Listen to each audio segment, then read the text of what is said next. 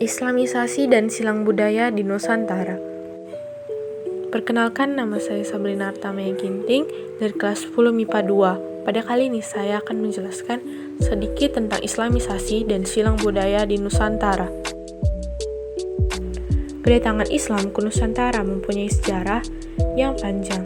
Satu di antaranya adalah tentang interaksi ajaran Islam dengan masyarakat di Nusantara yang kemudian memeluk Islam. Lewat jaringan perdagangan, Islam dibawa masuk sampai ke lingkungan istana. Interaksi budaya Islam dengan budaya yang ada sebelumnya memunculkan sebuah jaringan keilmuan, akulturasi budaya, dan perkembangan kebudayaan Islam. Uraian berikut akan mencoba menjabarkan proses Islamisasi di Indonesia dan mengurai simpul dari silang budaya yang sampai kini masih terus berlanjut. Berikut teori-teori mengenai proses masuknya Islam ke Kepulauan Indonesia. Pertama, sarjana-sarjana Barat. Kebanyakan dari negeri Belanda mengatakan bahwa Islam yang masuk ke Kepulauan Indonesia berasal dari Gujarat sekitar abad ke-13 Masehi atau abad ke-7 Hijriah. Pendapat ini mengasumsikan bahwa Gujarat terletak di India bagian barat, berdekatan dengan Laut Arab. Letaknya sangat strategis, berada di jalur perdagangan antara timur dan barat. Pedagang Arab yang bermazhab Syafi'i telah bermukim di Gujarat dan Malabar sejak awal tahun Hijriah, yaitu abad ke-7 Masehi. Orang yang menyebarkan Islam ke Indonesia menurut Pijnaple bukanlah dari orang Arab langsung, melainkan para pedagang Gujarat yang telah memeluk Islam dan berdagang ke dunia timur. Pendapat J. Pijnaple kemudian didukung oleh C. Snow Hurgrunje dan C. P. Moquita pada tahun 1912. Argumentasinya didasarkan pada batu nisan Sultan Malik Al-Saleh yang wafat pada 17 Zulhijjah 831 Hijriah atau 1297 Masehi di Pasai, Aceh. Menurutnya, batu nisan di Pasai dan makam Maulana Malik Ibrahim yang wafat tahun 1419 di Gresik, Jawa Timur, memiliki bentuk yang sama dengan batu nisan yang terdapat di Cambay, Gujarat. Moquita kemudian berkesimpulan bahwa batu nisan tersebut diimpor dari Gujarat, atau setidaknya dibuat oleh orang Gujarat atau orang Indonesia yang telah belajar kaligrafi khas Gujarat. Kedua, Hussein Jaja Diningrat mengatakan bahwa Islam yang masuk ke Indonesia berasal dari Persia atau Iran sekarang.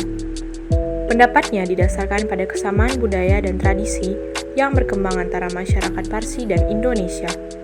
Tradisi tersebut antara lain tradisi merayakan 10 Muharram atau Asyura sebagai hari suci kaum Syiah atas kematian Husain bin Ali, seperti yang berkembang dalam tradisi Tabot di Pariaman di Sumatera Barat dan Bengkulu. Ketiga, Buya Hamka atau Haji Abdul Malik Karim Amrullah mengatakan bahwa Islam berasal dari tanah kelahirannya, yaitu Arab atau Mesir. Proses ini berlangsung pada abad pertama Hijriah atau abad ke-7 Masehi.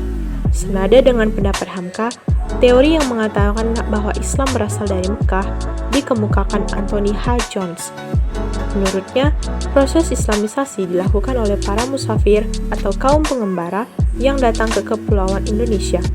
Kaum ini biasanya mengembara dari satu tempat ke tempat lainnya dengan motivasi hanya pengembangan agama Islam. Proses masuknya Islam ke Indonesia dipelopori oleh pedagang-pedagang Gujarat yang dimana mereka menggunakan jalur laut. Pada jalur laut ini, mereka mengendarai kapal dan singgah ke pulau-pulau di Indonesia.